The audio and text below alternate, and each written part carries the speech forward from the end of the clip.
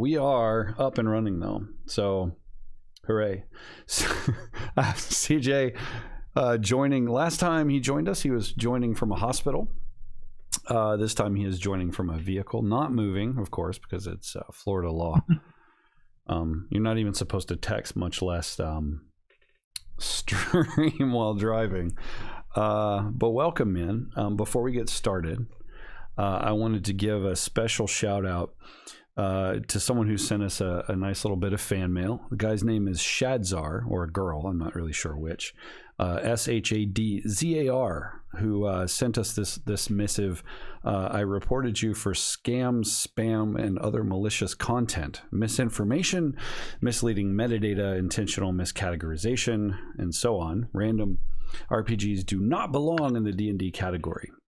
They go in the tabletop RPGs category, or even Roll20 virtual tabletop category, since you are using that platform. Wow. So Shadzar, thank you, first of all.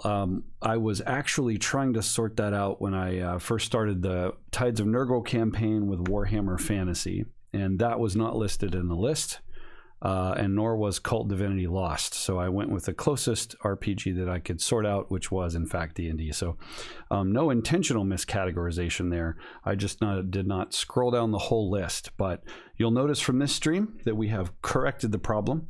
I have friend requested you. I wanted to reply, and thank you for actually guiding us, but it says at the bottom, this user has turned on block whispers from strangers. So I'm trying to become less of a stranger, so I can thank you for your tips. We're new to this shit, so let's get started. We're here to make a character for Kult Divinity Lost. We are playing a fantastic sort of one-shot campaign, a mini campaign, I guess. We have 4 players. CJ, you are the third to make your character. So just a quick recap. We began by kind of coming together as a group and discussing the different types of story we were into. And what we landed on is that we will be telling a story that takes place in the 1980s. In a large city, and for that I've selected Chicago. And inside of Chicago, the center of the plot is around a homeless group, a group of homeless people. So we have, I think our quota of homeless people, we have 2. Those characters are Mike and Steve's, respectively.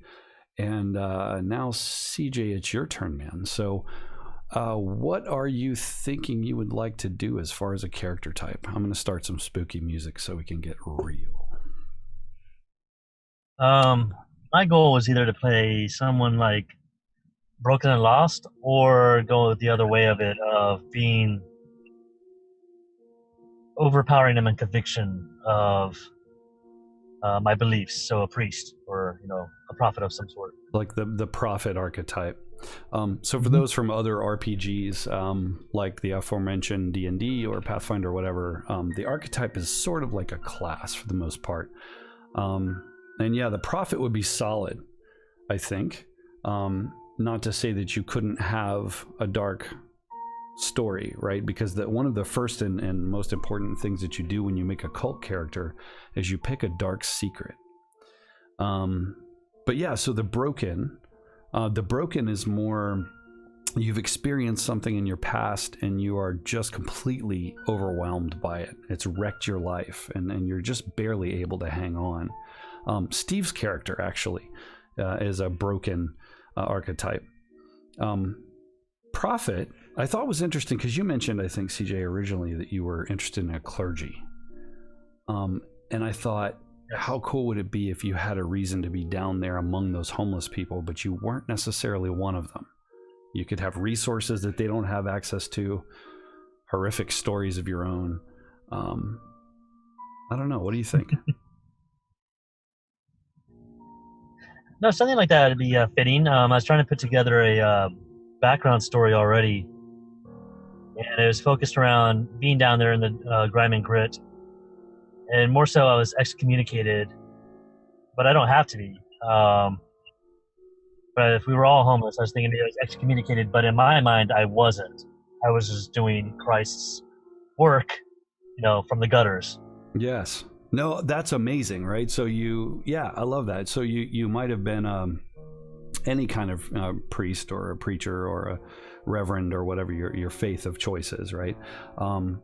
And yeah, you were excommunicated, and maybe, and what we did agree to, that one thing I neglected to mention, is we're not going to disclose the dark secrets on the stream. So that way you guys don't have a sense of, the kind of darker side of your characters. That'll be between you and I later. But yeah, I think that would be cool, because you'd sort of pick up the benefits and the diversity of that sort of other archetype. But you've been excommunicated. Maybe we can develop that story as we go. Does that make sense? You want to go with the prophet? Yes. Okay. So I've actually created a character sheet here in Roll20. I didn't create the character sheet, I should say. I created a character sheet for you using the built-in one. And so I'll transcribe this stuff in there, and then you'll have access to it to go and update it as you see fit. Awesome. So the prophet, what kind of occupation, what kind of priest do you think this guy was? Oh, I'm wholly a exorcist. Oh, really? Oh, yeah. Okay. Like hardcore old school exorcism. You got to call out the name. You got to get the devil possessing them to answer to its name, and then I insult them and ridicule them and pull them out and destroy them in Christ's name. Nice. So your history with the church, then, you were called to task to actually, do you think, participate in exorcisms? You've actually gone through the ritual, do you think? Seen it yourself? At a young age. So. And I could see almost maybe the things you saw weren't well received by the church. Maybe you learned something more than just about demonic possession. Maybe you had a slight glimpse into the truth behind the world, right? The truth behind the illusion in cult. I love that. So I've put exorcist here. So we'll assume then that means you are a Catholic of conviction, and so you were excommunicated. We'll talk through that one in a minute when we get to the story block. So the way I've been approaching this is to get the mechanic kind of out of the way, and then sort of talk a little bit more about the history and stuff. So the first thing you start with is by choosing 2 disadvantages. So some archetypes actually force you to have one, and you get to choose one other one, but you get to choose both of yours. So your suggestions are cursed, fanatic, harassed, involuntary medium, sexual neurosis, or stalker. And there are others if you wanted to explore those, if you had any in mind, but those are the ones recommended for this archetype. What do you think? All right. Cursed, fanatic, harassed, involuntary medium, sexual neurosis, and stalker. I'd have to read up on these. Sadly, my link is very slow right now for some reason. I can help. Which one do you want to know more about? Fanatic first. Okay. That would be pretty well appropriate. So the way these are grouped are actually by... Oh, hang on one second. So Fanatic is actually on page 97 for those following along in their official Cult core rulebooks or PDFs. So Fanatic says, you are a fervent adherent of an ideology. You interpret the whole world in accordance with your ideology, which must not be questioned. Whenever someone questions your ideology, you actually have to make a check. And the way the rolls work with these things, right, they have a varying level of outcome depending on where you roll. So in this case, for example, basically 9 or below, you'd be forced to choose between taking steps to changing the person or situation to adhere to your ideology. So you would basically kind of have to interact with them. 10 to 14, you would become angry, confused, or frustrated, and that would guide actually how you proceed. And then 15 or above, you can keep your emotions in check. You hold it together, but man, that person's going to hell. So it's really just that fanaticism for your belief, which does fit with what you were suggesting. Okay, so definitely that then. And okay. I'm thinking harassed. Look at that one too. Scientologists after you? Is the church after you? Who's after you? Who's bothering you? So I was thinking the reason I was excommunicated is because I hear the voice of a saint that is not of not of Catholicism, and effectively a devil or something speaking to me that I look upon it as a saint. Ooh, like like one of the archons or something, like one of the entities from the actual reality, right? Okay. Let's check out what the rules provide for that. So on 98, so you did say you wanted to go with Fanatic. Oh yeah. Okay. Harassed. So for some reason, personal or otherwise, people tend to harass you, the authorities in particular. In the first game session, and whenever you draw attention to yourself, you roll to see if you're harassed. And depending on that roll, that kind of gives me the ability to drive the story one way or another. So how can we make that fit with what you just described?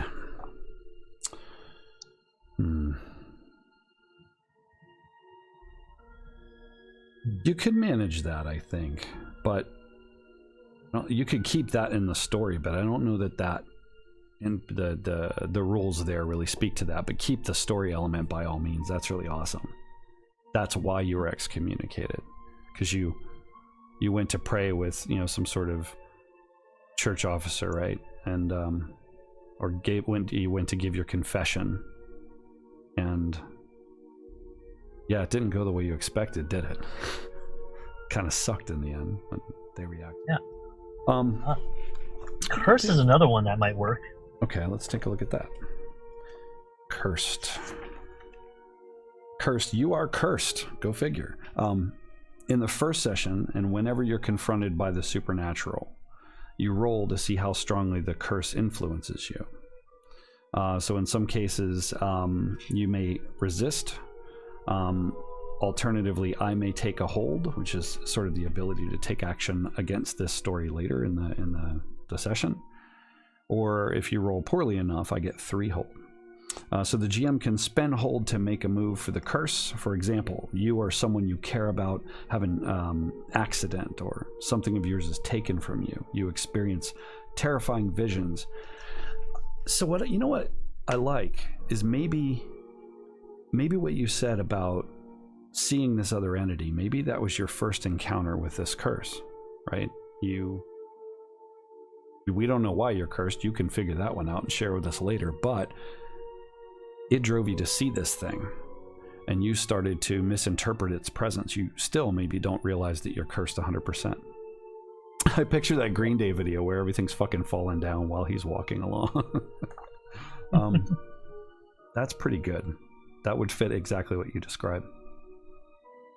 Perfect. There we go. Okay, so we'll go with Fanatic and Cursed for your disadvantages. Although you would argue that Fanatic is not the worst thing. Okay, next up, you get to pick 3 advantages. So things to balance out the disadvantages and round out the character. So you have a few options. You have Charismatic Aura, Cult Leader, Enhanced Awareness, Exorcist, which literally falls right in your character's lap. I mean, you might as well take that one. That's automatic, yeah. Yeah, Lay on Hands, Voice of Insanity, Divine Champion, or Good Samaritan. Which ones of those would you like to look into? Let's see. So definitely Exorcist is one. I don't think I'd be a cult leader because exorcists are typically solo. Yes. Charismatic Aura, though, might play into that. Possibly Enhanced Awareness also. So, Exorcist. So, whenever you perform an exorcism to banish a spirit or extra-dimensional creature, explain what the ritual looks like, and you get to make a roll. If you're successful, 15 or above, the creature is banished, and you get to choose 2 options. So what I love about this system, is that you get to spell out a lot of the outcomes. It's not just a game master's job. But the options for this would be no one's harmed during the ritual, the entity will not reappear later, or the entity will not become hostile toward you. But you can only pick 2 of those. So that's pretty cool. 10 to 14, then your creature is banished and you only get to choose one option. And then 9 or below, the creature resists and is probably pretty mad, I guess.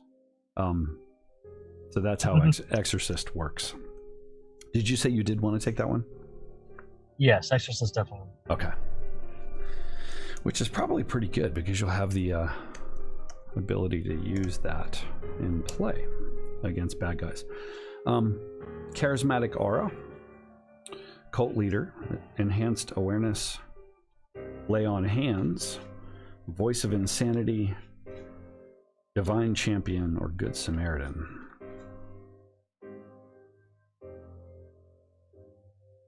So Enhanced Awareness kind of goes with the exorcism because it lets me see through the illusion.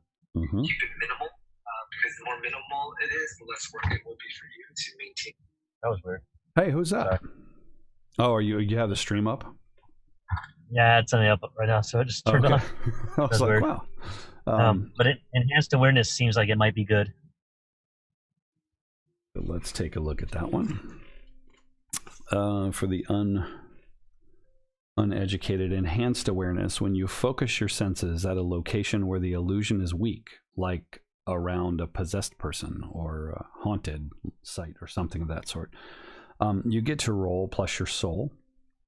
And on a success, you have visions about the place. You may be able to speak to the entities tied to it. And yeah, that would work, because if you can identify the name of the demon or otherworldly entity, you can better exorcise it. The way that works, on a roll of 15 or above, you can discern clear details regarding the location. 10 to 14, you get some basic impressions regarding the location, maybe the concept of someone died here, or this place was once used for evil. And then 9 or below, the illusion tears. And these can be really intense. The veil is lifted and you get to see how things really are for a period of time. You could even be sucked into it and have to interact with these otherworldly entities, which is pretty awesome. So do you want to go with that one, or you want to check out some of the other ones? I think definitely that one because it fits the character concept. Yep. Okay, we'll go with Enhanced Awareness. And you have one more. So what did we say? Divine Champion, Good Samaritan, Voice of Insanity, Lay on Hands, or Cult Leader, which you had said, or Charismatic Aura as well. That's like a Baptist minister, right? Like, he's all like, hallelujah. Get rid of them demons. Let's see. Can you read through those once more? I sure can. Charismatic Aura, Cult Leader, what else? Yep. Charismatic Aura, Cult Leader, Lay on Hands, Voice of Insanity, Divine Champion, or Good Samaritan. What is Divine Champion? Divine Champion. Ooh, that's pretty cool. The short story there is you get stronger when you fight against your deity's enemies or protect a sacred object.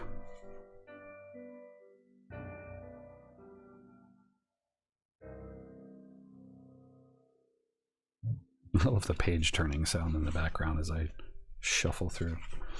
Yeah, so yeah, basically so whenever you fight against your deity's enemies or fight to protect a sacred object, you do +1 harm, so it's a damage buff, and take +1 to endure injury, so you are more stout and sturdy when you're getting the shit beat out of you by the evil. If you lose such a battle, your deity becomes irate, and you take -1 to all actions relating to your deity until you have atoned. So you actually with this would have the ability to kind of make, JC kind of mad and have him act against you. That'd be fun.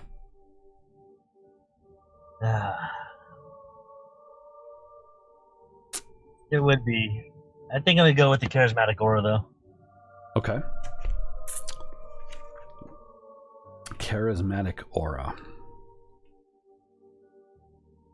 You can force people to trust you and seek your company. That makes complete sense, doesn't it? So you radiate an aura that makes people trust you and seek your company. Whenever your aura is truly noticeable, particularly when you're dressed in your holy vestiges, you get to roll plus soul. And the way this basically works is you get to choose options for this outcome. So you can catch a stranger's attention and they become curious and approach you. Change a person's disposition toward you from either aggressive to suspicious, suspicious to neutral, neutral to positive. Or make opponents perceive you as harmless and ignore you for as long as you remain in the background and do not act against them. That is really solid. It gives you some good options to play off of your holy station. Sweet. Cool. That sounds good. All right. Welcome those of you just tuning in, by the way. This is CJ right there. And he is making a Kult Divinity Lost character for the campaign we're about to start. Check out our YouTube channel and you can see the previous 2 characters and their twisted stories. We're just about to get into CJ's.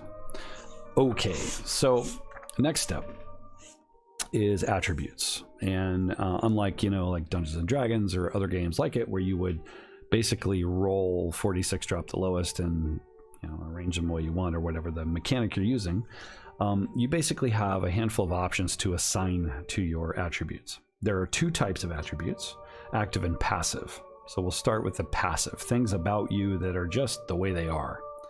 So fortitude, reflexes, and willpower. How tough you are, how quick you are, and how stout of heart you are. And you have 3 options. Those are +2, +1, and +0. Of course, the greater number being better, to arrange between those. How do you want to arrange them? Willpower +2, fortitude +1, reflexes 0. Got it. So you think fortitude wise, he's in the gym every day, does he travel a lot? As we talk through this, I'll ask you questions. But does he travel? Has he traveled the world a lot in his pursuits as different countries? He did when he was young in the ministry. He traveled the world, so he traveled a lot. But now he's stuck here in Chicago in the slums. Yeah, in the Lord's work. And he's kind of trying to fly under the radar too, right? So I could see him, kind of on the mean streets of Chicago. He's probably had a round or 2 with some roughnecks here and there. He's not a small guy, maybe. He's not a wiry little guy. Not the quickest though, but very strong of will. So the way these things work. So if you look on the character sheet when you get access to it, fortitude drives indoor injury checks and things like that. Willpower, one of the main roles in this game, or a very frequent role, is keep it together. So you see some crazy shit that people just shouldn't see. You make a keep it together roll, and depending on the outcome, it may go one way or another. Okay, so the next are your active attributes. So there are 7 of those. There are basically reason, intuition, perception, coolness, violence, charisma, and soul. And if you're curious about any of those, let me know. But the values you have to distribute among them are +3, +2, 2 +1s, a +0, and a -1. So there's 1 that you're not particularly good at. Welcome, new viewer. How are you? And a -2, I see. Which looks lovely. Yes, I'm sorry. I missed out on the -2. So let's do soul +3. Okay. Charisma +2. Intuition and perception +1. Okay. Reason would be 0. Oops. Yep. Coolness would be -1, and violence would be -2. Nice. So you pretty much had enough. You have a hard time sometimes holding it together under pressure. Maybe that's one of the reasons you weren't super successful as an exorcist, right? And you're not exactly a scrapper. That works out reasonably well. Why aren't you better at fighting? I mean, why aren't you more scrappy? You gotta be charismatic and be able to talk the demons out of people. Yeah. You can't fight them with your physical prowess. Yeah, and I could see, like, back in school, right, when you were younger, one of the things that you kind of drove you into the ministry in the first place probably was you weren't a fan of the violence when all the other sort of bully types were picking fights in the schoolyard, and you were a little less into that, more withdrawn. Huh. I like that. Definitely.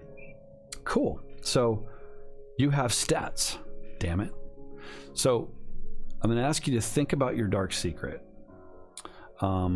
And it's going to be one of those things that you carry with you every day, and you certainly never just share, right? It's people might pick up on elements of it, but it's definitely not something that you're just going to announce to the world.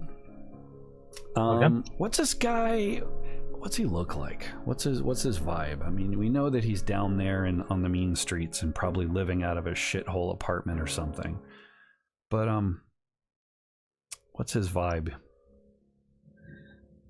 All right. Typically he's rough shaven, slightly overweight, thick guy. His clergy outfit he does wear a lot. In fact, if you're on the streets and you see those acts that talk about the world ending, you might mistake him for one of those, except with grimy but nicer clothes. Does he wear the actual holy vestiges at times when he needs to? Yeah, but it's dirty. So they have not been cleaned in a while. So the little white notch is a little, maybe there's a little blood smear on there from something that happened in the past. Yeah, don't have time to clean your clothes when you're doing the Lord's work. And I mean, and exorcism can be pretty gross if you've not seen the actual Exorcist movie with the pea soup barfing and all that. There's always a dry cleaning at the end of an exorcism, I'd say. Very cool. So he's I think he's probably just lives in an apartment not far from where we start. And maybe that's by choice. It's just an absolute shithole.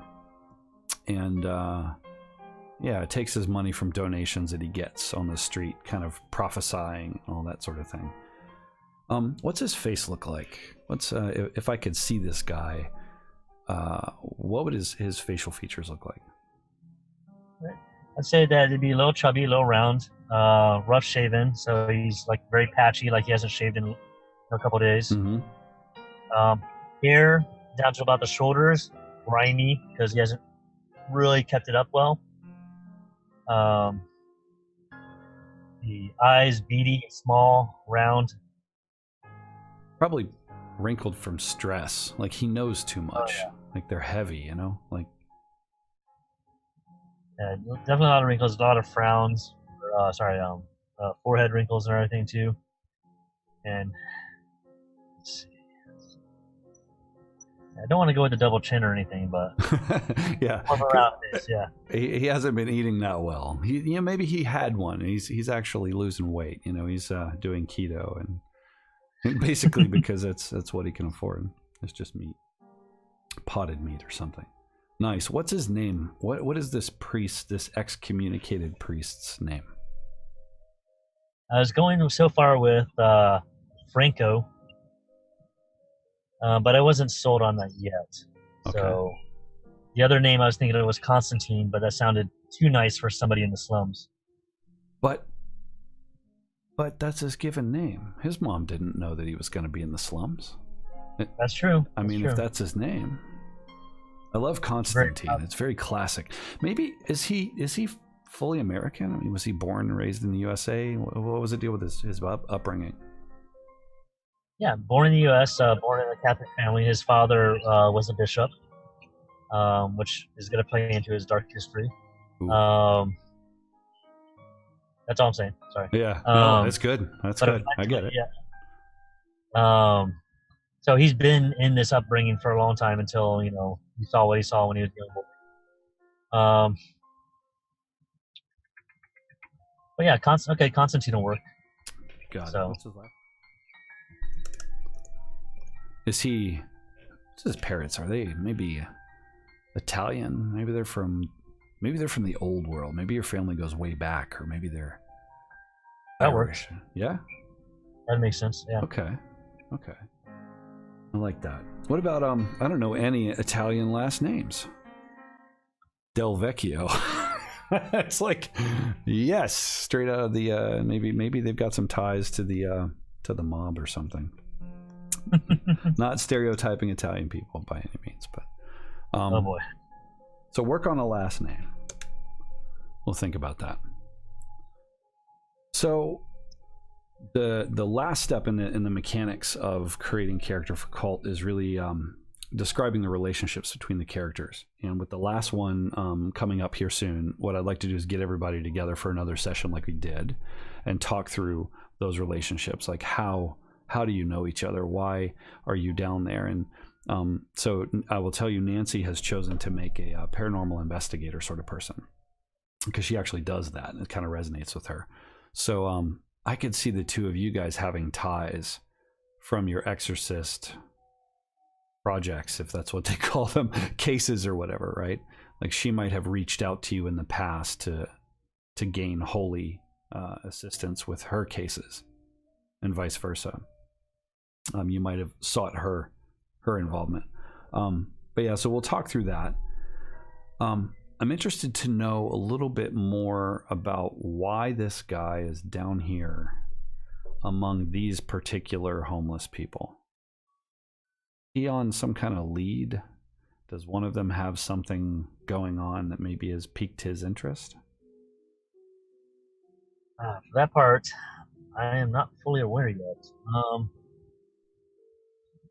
Get back over this page.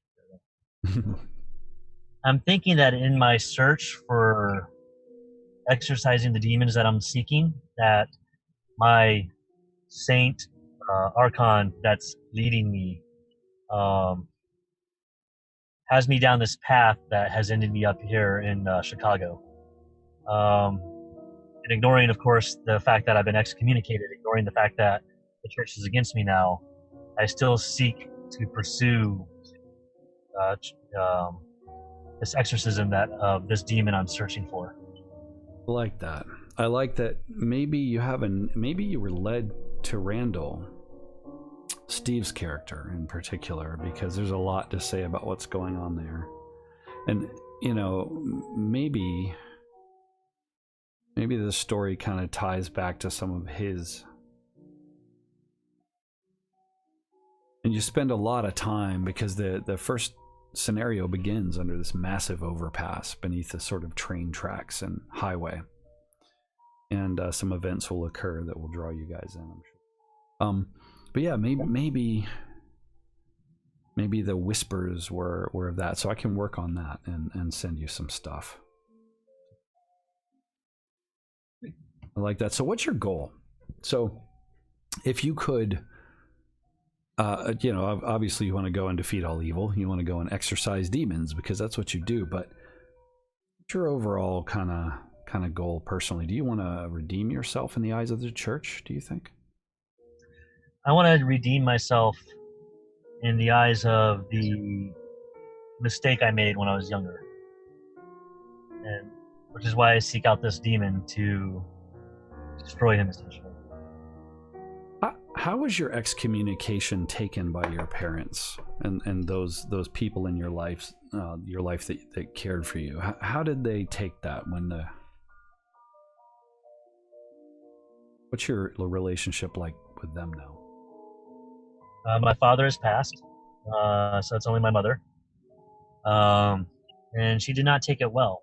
She thinks I'm a lost soul. She was probably crushed because you were her favorite, right? Of all the boys. Yes. Yeah. Because of course, there's many, many boys in the Italian family. Yes, there are. There usually are. I mean, there's at least 50 of them wandering around. But yeah, you were always her favorite, little Constantine. And yeah, I could see that, she bragged about how you'd found God, and, all the rest of the boys have gone their wayward ways, and not Constantine. He figured it all out, and then you failed her. Yeah, I could see that. So you haven't talked. You haven't had that famous casserole in a while, I guess, huh? No, not in a while. Okay. So you're looking for redemption. You're looking to vanquish this. You feel like you're on sort of a very direct mission, though you're not sure. It's not like that this guy Randall is possessed or something, but there's definitely a lead that draws you to him and this group of homeless people here beneath this bridge in Chicago. Awesome. What kind of stuff do you carry around with you? Just thinking out loud. You can pretty much have whatever is fine. You can't make it up too much on the fly, but whatever's within reason for modern day. Are you packing heat? No. Well, I pack my cross and my beads. There you go. That's heat. Yeah. Yeah. I carry a Bible, which is severely damaged and has the front is slashed as if something was stabbed into it. Oh, wow. Did it save your life? No. What's the stab mark for? Part of my dark secret. Oh, shit. This is getting interesting. I won't pry then. I won't pry because we don't want to spoil it. But it's like, how deep does it go? I mean, if I flip in 10 pages, does the slash mark go that deep? It goes about a third of the way in. Oh wow! Someone was mad. Which version is the King James version? I'd assume. That's I would believe a stat so. book. Yeah. Yeah. So you've got your rosary. You've got your what about your exorcist kit? Yes, I have my holy water. Yeah. I have my powder and everything. So I have my little satchel. I carry it around in like a one of those like newsboys style overthrows over my shoulder. Yeah, like messenger bag kind of thing, right? Yes, messenger bag. Yeah. Just some kind of crummy. It's seen the world too, probably, right? It's all worn and it's leather, but it's just holding its shit together. Yeah. So no weapons other than that. Just sort of your faith, your Bible, holy water, your cross. Yep. Chalice. Yeah, I have the advantage of, to me, I have God on my side to protect me, so I'm not worried of anybody. And to the outside world looking at me, I'm a crazy kook, so they don't want to screw me. Yeah. Well, you're filthy, man, and you probably don't smell the best, and the company you keep, and the radical stuff that you have to say when. What's your day-to-day like? Are you always on a street corner just blurting out some kind of radical religious stuff, or are you mostly in hiding and introverted? Like, where do we find you in Chicago? I'm usually the one that's not on the street corner per se, but going through the crowds, not begging for money or anything, going through the crowds and using my charismatic aura to entice people to speak to me so I could, save their soul. And then using advanced awareness to see what devilry there is with them and to see what weaknesses I could discern so I could provide the exorcism for them. Which does not always work because I'm typically seen as crazy. You're probably starting to feel a little alone, right? In that you know so much and you've sensed so much, but there's so little that one person can do. Like, there has to be some way to gain headway against this enemy that you seek. First of all, to find it. So I'm going to see your charisma and your ever-presence in this part of town has won you a very, very strong allegiance from the owner of a diner on the corner. It's where you get most of your food from. Nice. She's helped you out a few times when you could barely pay the rent. You live right upstairs, right above it. This absolute shithole apartment. But really all you need is a bed and a toilet and a basic kitchen and a place to pray.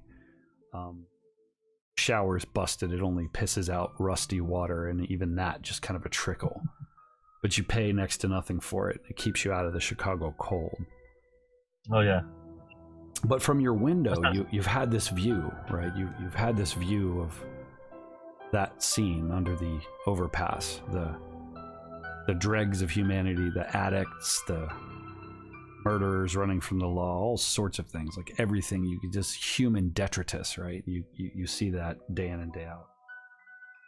So you've got a view on your mark, but daily you're down there sort of preaching and helping to save their souls, at least so you'd think. What are you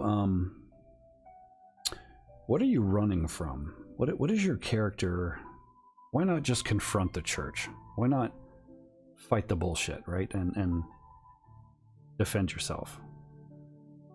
I don't think my character really recognizes that he's excommunicated. Okay, so they're just like, get out, and what do you think happened? As in, what do I know happened as to why I'm excommunicated, or what does my character consider? Yeah, both? Like, what's the sort of story behind the story without telling too much? Like, what does he think? He thinks he's just out there doing God's work? I believe I'm out there doing God's work.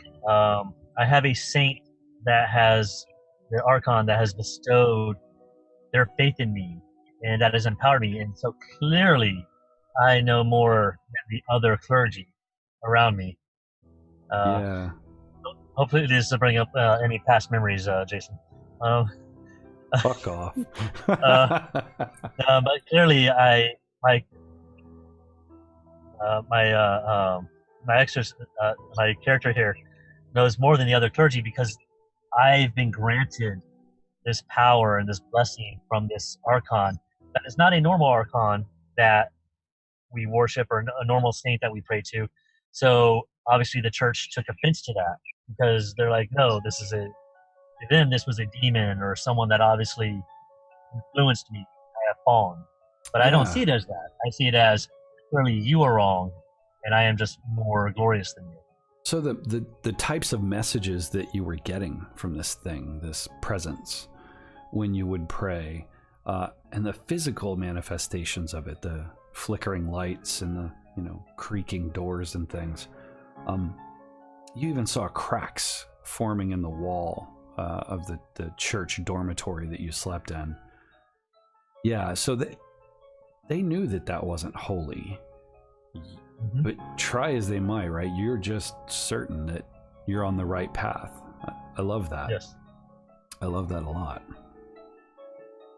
Wow. Okay. So any questions for me? So we're gonna the schedule coming up will be one more character creation. I think that's tomorrow night, same time. So if you could tune in and watch Nancy struggle through that would be amazing. Then we'll get together for the bond session, I think, next week, and then we'll kick off. So we'll talk through rules and various other things as we go, because I want this to kind of be like a learning experience for people who watch it later. But in the meantime, are there any questions for me about where we're heading, or things you want me to take into consideration with the story? Nothing until we have our discussion about the dark secret in my past. Yes, I'm looking forward to that one, and we'll get those scheduled. I got to catch up with everyone else about those things. Very cool. So we are inside of our hour, and I compliment you for that. And this character kind of is interesting to me, because it's going to be very difficult for him to cope with the truth when he's faced with it. He's doing the fanaticism too, like on top of everything else. You've got this sort of curse that follows you around that you're convinced is, holy in nature, and then you're just so fanatical you can't let go of that. Yeah, it's going to be pretty cool. I look forward to you screaming at the top of your lungs. And so, where are you going to join from next time? Is it going to be like a freezer? Probably from my office, hopefully. Today should have been the office, but the kids were downstairs playing, so it was very loud. I'm just going to say a 10 for 10, 10 of 10 for commitment, because the first time was a hospital, which is still, and wow. And now you're joining from a vehicle.